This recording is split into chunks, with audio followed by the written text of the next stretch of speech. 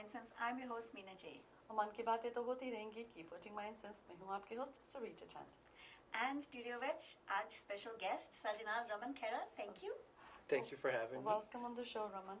Finally got you in. Yeah. So Raman, I know you're wearing your hoodie and it says the Guru Nanak's Free Kitchen. But before ਆਪਾਂ ਉਹਦੇ ਬਾਰੇ ਗੱਲ ਕਰੀਏ, we want to know Raman Khera, where are you from, a background about yourself. Okay. How much time do you guys have? Well, my background is, I work to advocate and work with the community that's in need. Mm-hmm. So in a supportive capacity, right? Were you born here? I was, yes, born and raised. Mission, actually, was where I was born. And then I think in grade 7, I came to Surrey, and I've been here ever since. Mm-hmm. So, yeah, it's been really exciting to be Canadian-born. So working in a helping role, from childhood or the way we grow up, going to high school, where did that come in you? Not everybody, everybody has some sort of in them that, yes, I can help, but not actually due to a certain extent. Right. So when you were going through elementary school, high school, what did you study? And how did you get into these different organizations that have such a huge impact? Oh, yeah, no, that's a good question. I mean, through high school, I was more or less, your typical jock, I guess, right? I enjoyed playing sports. That was and it really helped me team build, right? Be comfortable, working with others, trying to accomplish a goal. Then out of high school, did university and college, and was really looking for, what to do. Mm-hmm. I was really in general studies, didn't really kind of find my niche, right? I was really just searching. Mm-hmm. And then an opportunity came. Ironically, it fell on my birthday, where Guru Nanak's Free Kitchen was, doing an event in the downtown east side. Mm-hmm. And I've always wanted to go in the downtown east side, but I wasn't really familiar with that community, and I didn't really know how to get in. Mm-hmm. And this was the early, I don't want to say my age, but it was the early, days of internet, so it wasn't and as so easy. Also the stigma related to it, mm-hmm. especially, South Asian or Punjabi families, where it's that fear. कि उत्थे नहीं जाना हैगा उत्थे चंगे लोग नहीं जो उत्थे drugs are that stigma, that fear. So how did you know you were going to go to east, like downtown, and were you comfortable, or how did you feel about that? Yeah, I mean, I knew it was going to be in the downtown east side. They gave the location, and I arrived on site. It was actually Oppenheimer Park. Mm-hmm. It was a home ground event. It was a week-long mm-hmm. event. And I got there early, and I got a little nervous, first time being there, so I just stayed in my car. And, the reason I wanted to do it was I wanted to be with a group that I was comfortable with, right?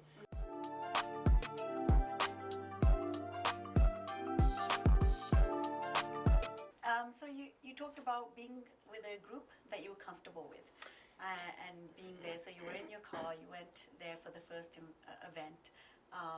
How did you get into a group or get into Guru Nanak's Free Kitchen or volunteering for them or become a part of them? What led you to get into something other than your high school or your sports or whatever you were doing at that time? Yeah, I think it was mostly just based on my upbringing to help others, support others, right? Mm-hmm. Within Sikhi, right? You want to be seva, selfless service, right? And I think that really inspired me. And I'd go to the Gurdwara and do seva and stuff, and I just felt the downtown east side. I'd drive through that, mm-hmm. drive down Hastings, and I see it, and I'm like, well, I'd like to help out there whatever mm-hmm. I can. And obviously, I wanted to do it on a volunteer basis because I didn't know anything about the downtown east side. Yeah. You go by stigma, and you kind of just go by what you see, and you mm-hmm. see poverty there, you see pain, you see criminal activity. So, it wasn't really a welcoming sight. So I wanted to get into there with a community that's already familiar, that's already been down there, and a community I'm familiar with, right? Mm-hmm. So that's where Guru Nanak's Free Kitchen came into play. And, it's since the first day volunteering, I've had that passion ever since, right? It's never wavered. Mm-hmm. And it's just the idea of connecting with others in a space where, you're not judging each other. You're just there, simple concept, provide langar, right, or blessed mm-hmm. food, and just hearing the comments back, being appreciative, it really just kind of keeps you motivated to continue, right? Mm-hmm. And so you said you went to university, you were taking general studies. Then how also not only volunteering, but like professionally being in a role where you're doing the same sort of work, working with the same people that are vulnerable. How did you come into, from your studies, did you study to be that? How did you kind of make up your mind on, this is what I'd like to do in life? And what was the purpose? Like the purpose was, I want to help people. I want to decrease poverty. Like, what were you thinking, and how did you get into those avenues? That's a good question. I mean, my background, I was looking into marketing, right? And then from marketing, my day job was sales. Yeah. And it just seemed that, you're working a 9 to 5 throughout the week, and I just couldn't wait for the weekend. Yeah. Not to have a good time, but to volunteer. And my focus just started being on that, less on the work, right? So it just made me realize that, that's my passion, and I want to follow that. It really kind of gave me sort of perspective, right? So then I just started pursuing it, and it's through Good Night's Free Kitchen, I got the opportunity to work at a shelter down there. And through that shelter, I grew, and, the positions, opportunities opened up, and I applied, and I got it just through my hard work and dedication, right? And just the idea, right? So it really was just the experience, right? That really gave me that revelation that, hey, you know what? This is like, I feel comfortable. It doesn't feel like work to me. It feels like just natural. Exactly. Right? And we always talk about on the show, doing what you're passionate about, like what gives meaning to you, especially like the profession that you do. I mean, sometimes we get stuck, or people get stuck in professions or jobs because it makes them the money, but it's not what they want to do. Right. So having that professionally as well as fulfilling your passion, I think is a bonus. And downtown Eastside, we talk about like the poverty, the addictions. So tell us more about downtown Eastside.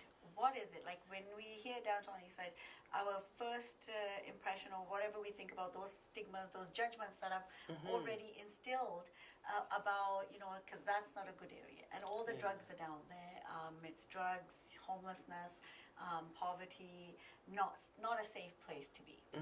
No, that's right. And, I'll be honest. I mean, my first impression was exactly that. And, if I ever would drive down, I'd make sure my windows are rolled up and doors locked, because I didn't have the understanding, right? And the hands-on experience there.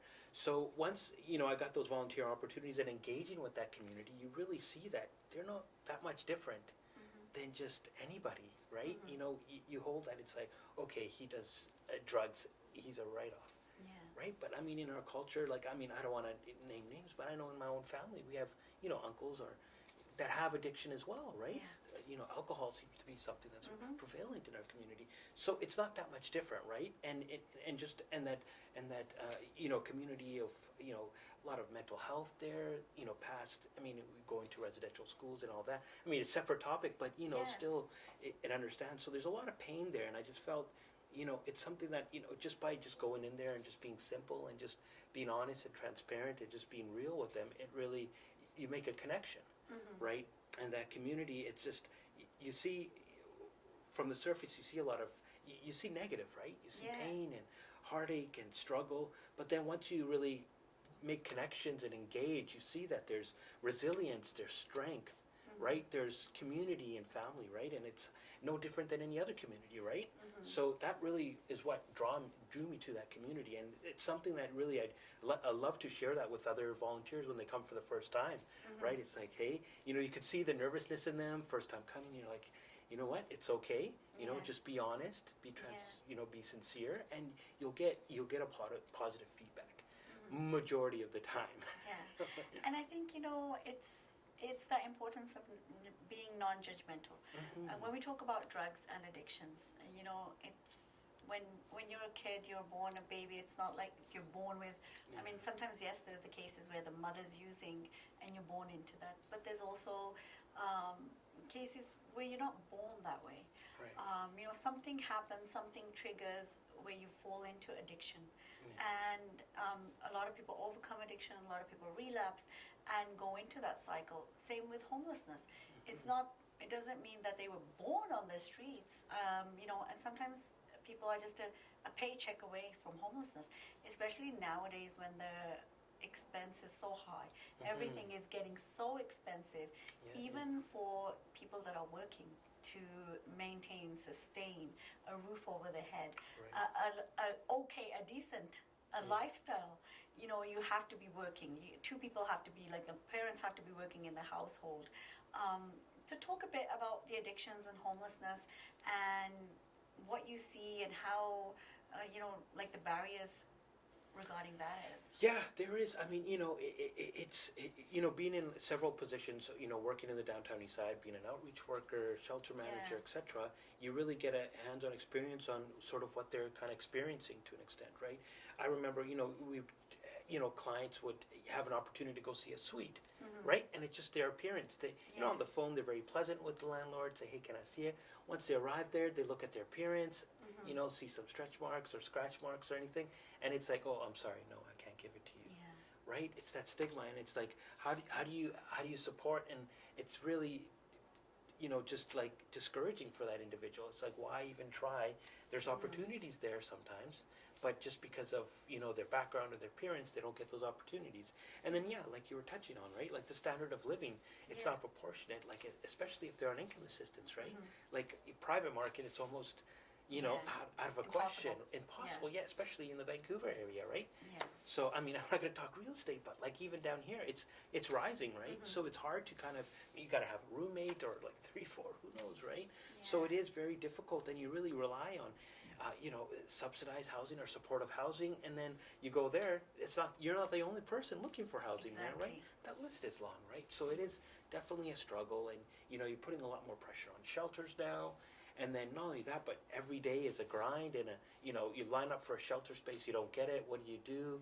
You know, and that's where like the frustration and the anger comes from, right? And it's understandable, right? I mean, so to be there and to try to support that, right? And I mean, there's days that are trying for sure, right? You don't get that reception you're looking for.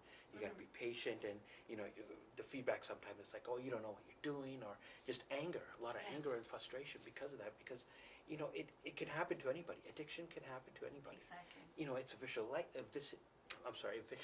cycle for some, right? Where their family, their mother, their grandmother, their father were going through it, right? Through whatever mental health, like PTSD is common, right? Mental illness, yeah. Yeah. Same with that. Anybody can suffer from that. It can happen to anybody.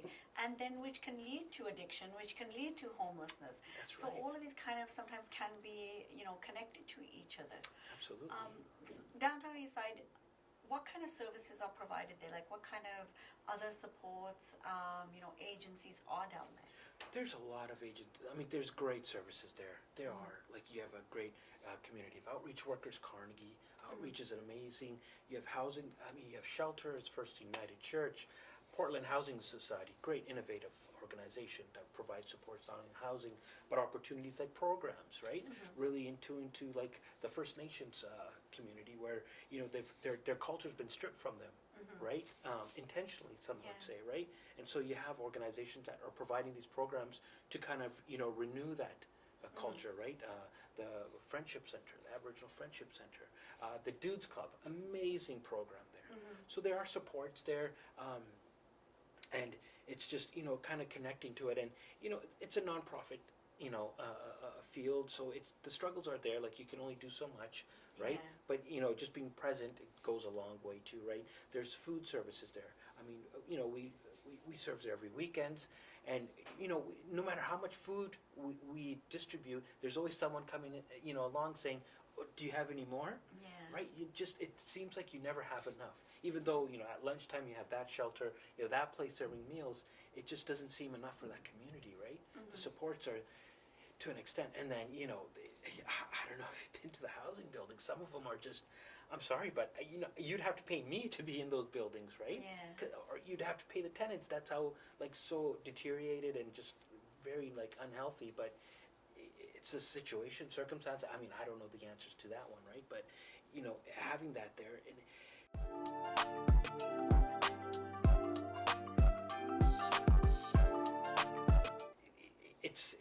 it's everywhere. You just got to reach out, and you know, you have your street family there, but you also have workers that will go above and beyond to support. Lookout, another agency there that have several, that a couple of shelters not there, but also in Surrey, other municipalities, right?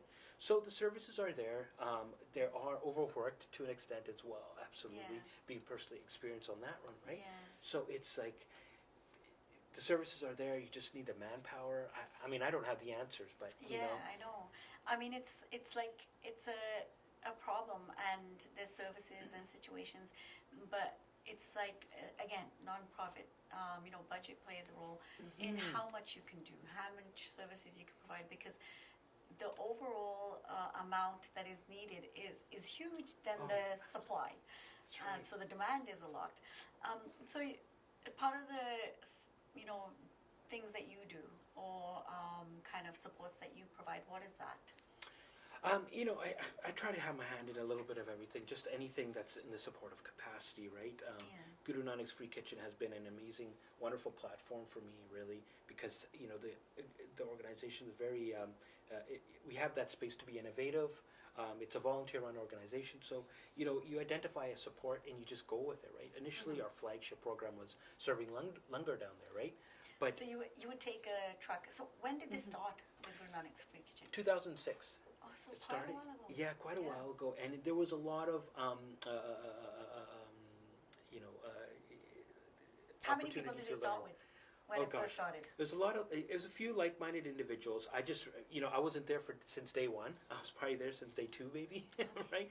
So it was up and down, really. When we catch momentum, we'd have like good 20 volunteers, and other times, like, we didn't even know if we're going to make it to the next month, right? Because of, we're fortunate enough to get a lot of support from the gurdwaras, right? To provide, we had a space for the langar hall, the cooking, so right? The volunteers yourself would cook the meals at the gurdwara, pack them up, put them in a truck, and then drive downtown. Oh yeah, I mean those early days, wow, it was really just like in the moment type of thing. We'd get like ice cream buckets wherever we could find it, wash it out. We would use either the Gurdwara's van, that from the 1980s or something. We didn't even know if it was going to make it there, right?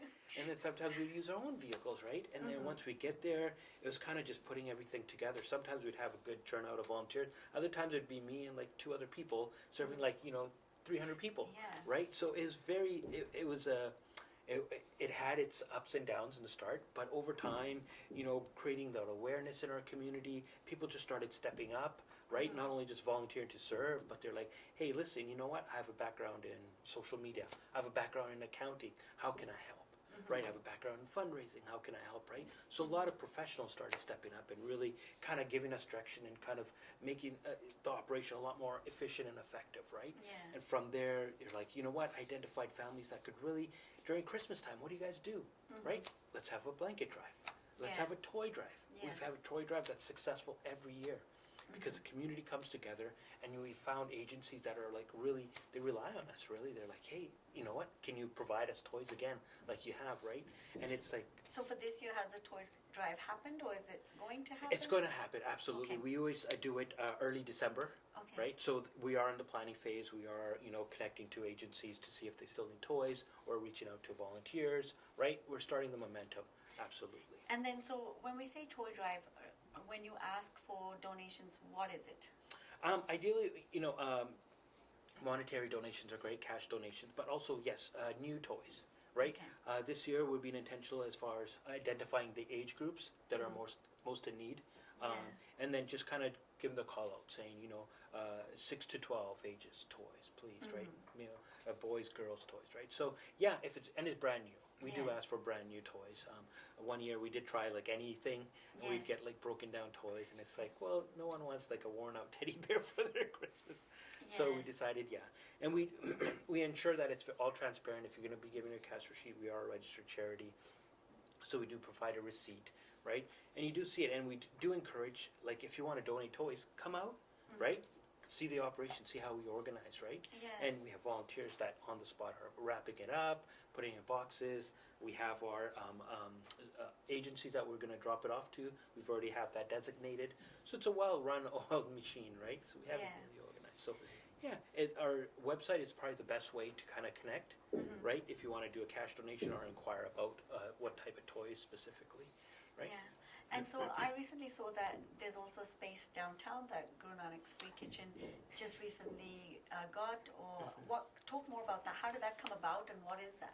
Oh my gosh, I love talking about that. We are so excited about this. So Guru Nanak's Free Kitchen, we were able to buy a building in the downtown Oh, east wow. side, really close to Main and Hastings. Yeah. We've already put a banner up saying so we have the building now. 2 Sundays ago we had official possession, and the building is going to be sort of like, we want it to be more present in the downtown east side. Initially we started every Sundays, then we started every Saturdays, right? So this opportunity to have a building down there, we could do 7 days a week. Our goal is to provide meals 7 days a week, 24 hours a day. So 24 hours a day. Being present there, yes, absolutely. That's the goal, right? Obviously, we have to look at sort of the logistic component of it, of course, right? And then also, professionals out of the community are coming together saying, hey, listen, if you need some cameras installed, I'll do it for free, seva. We have kitchen equipment here, please, here you Yeah. go, right? You want renovations then? So we plan to, redo the building. Another goal we have is, in 3 years, we'd hope to build upwards for housing, Yes. right? Because we identified that as a major need as well in Yes. the downtown east side. So, what the future holds, it's all about planning, seeing, and we're going to continue to fundraise to, because we were so fortunate enough to have really a donor that he loaned us the money and said, you have a $1 interest every year. That's $1 interest, right? Yeah. To pay back. So we were so fortunate and very grateful for that, right? And then just donors keep coming. Volunteers are reaching out to their family and friends, right? So we're actually ahead of schedule. We did not expect to be behind a building this early. Yeah. We just started the fundraising this year, and we Which were is able great. to. And Right. just being down there where the need is. Absolutely. And so we talked about downtown east side, and we've identified, like mental illness, addictions, homelessness can happen to anybody. Any background, doesn't matter what you believe in, your faith, it can affect anybody. That's right. Talk a little about our community, the South Asian community, and what you see in the South Asian community, the barriers, the issues going on in our community. Yeah, besides Good and Honest Free Kitchen, a couple of us, like-minded individuals, we started an organization called South Asian Mental Health Action Awareness, Yes. right? SAMA. And that really wanted to touch on mental health because it's a stigma, right? We don't come forward. Speaking of like men, if you're struggling through depression, Yeah. it's a sign of like weakness almost if you say, yeah, I'm down, I'm sad, right? And what Yeah. do? You self-diagnose sometimes, right? Self-diagnose, self-medicate. Self-medicate, And right? like you said, in our communities, alcohol plays a big role. Big role. So where does that come from, right? Yeah, I have no idea. It's so crazy. Like, before COVID, we'd go to wedding receptions, right? And if I didn't have it, if someone's not drinking, Yeah. they're asking them, what's wrong with you? Like, how? Exactly. What? Right? Why are you asking why you're not drinking, right? So it's like, I don't know where it came from, but it's really there, and the change is happening. There is that change. The youth are being more informed, right? They're sharing it with the older generation, saying, hey, it's okay, right? If you're struggling, reach out. There's services out there for you. So right? the South Asian Mental Health Association, is that what it's called, SAMA? Yeah. It's targeted for South Asian families, individuals, men's, youth, women. Yes. What kind of services what kind of support does that provide? So it's kind of, the initial intention for that was to create a hub. Okay. So for individuals that are struggling or Yes. want more information, they can come to SAMA and we could kind of relay resources to them, whether they're looking for specifically a doctor or, something very low-key, counseling, whatever, right? So Yeah. it's just to bridge that gap between professional and, community, Yes. right? And it's done amazing work. It's getting support, and not only from that, just from that organization, you see other individuals stepping up and saying, "Hey, listen, let's get together. We'll create something more specific, right? Something for let's create a recovery center for adults with alcohol, Yeah. right, or drug usage, right? So, Roshni Clinic. Yeah. What an amazing organization right there, right? So that came from that because there was a need for it and it was Yeah. identified. Yeah. Right? So it's happening. The movement is beautiful. It's great because it's growing. You see 10 years from now, no one would even have a conversation about this. Yeah, I Right. mean, exactly. And I do feel we're moving in the right direction. Whether it's social media, people are talking more about it. You know, we are talking more about it, creating more awareness, and having that safe place for people to share. Right. No, absolutely. You need that, right? And I mean, it's the era of technology and information, right? It's hard not to find out about information, right? Yeah. It's just going out there and taking that first step to say, hey, you know what? I know someone that needs support, or I think I need support. Just making that first step, and that's usually the hardest, Yes. right? Exactly. So it's great that people are stepping up, and even there is that connection with mental health and Guru Nanak's Free Kitchen. We've had volunteers in the past that they themselves were struggling, Yes. right? And they're like, you know what, I struggled, and no one showed me the way, but fortunately I was able to get out of it, or whatever their story is, right? It couldn't be. It doesn't necessarily have to be Exactly. specific that, but they're like, I want to give back. Or, you know what, this is something that empowers me. Helping others empowers me to help myself, Yeah. right? Especially when you're in that place and you feel useful. So Yes. a great way, very, like you said, being a consumer, then actually being somebody that's also supporting Right. and doing the work, volunteering, and helping others, coming back around. So, which I think is important. If somebody wants help, somebody wants services, or somebody wants to volunteer, where do they go? How do they contact you guys? Oh, with Guru Nanak's Free Kitchen, we try to keep it set. We centralize it. We do have a number, but the best way is just to go on our website, Social media, gnfk.org, yeah. and if you want to make a donation, if you want to volunteer, we also have links there for other organizations. Great example is for this flood relief. Right, a lot of people were reaching out to us Yeah. when it initially happened, and we were still in the planning phase. But we're like, hey, listen, this Gurdwara right here, they're already starting a collection. Yes. Go there, right? Yes. If you want to help out. Casa Aid, another great, beautiful organization, Yeah. right? Go support, right? So, we just want to create that awareness, because it's not about Guru Nanak's Free Kitchen. It's about the movement. It's about that How do we support. all come together Exactly. and support each other? Totally, Yeah, right? that was great. Yeah. So thank you, Raman, for coming It on was my MindSense pleasure. and sharing with us all the wonderful things, and especially I think around this time where the need and things that we didn't think about are happening. So just want to thank you for everything that you do Thank you. and coming on MindSense. Thank you for inviting me. Thank Greatly you. appreciate it. Thank you, everybody, for watching, and until next time, this is your host, Meena J.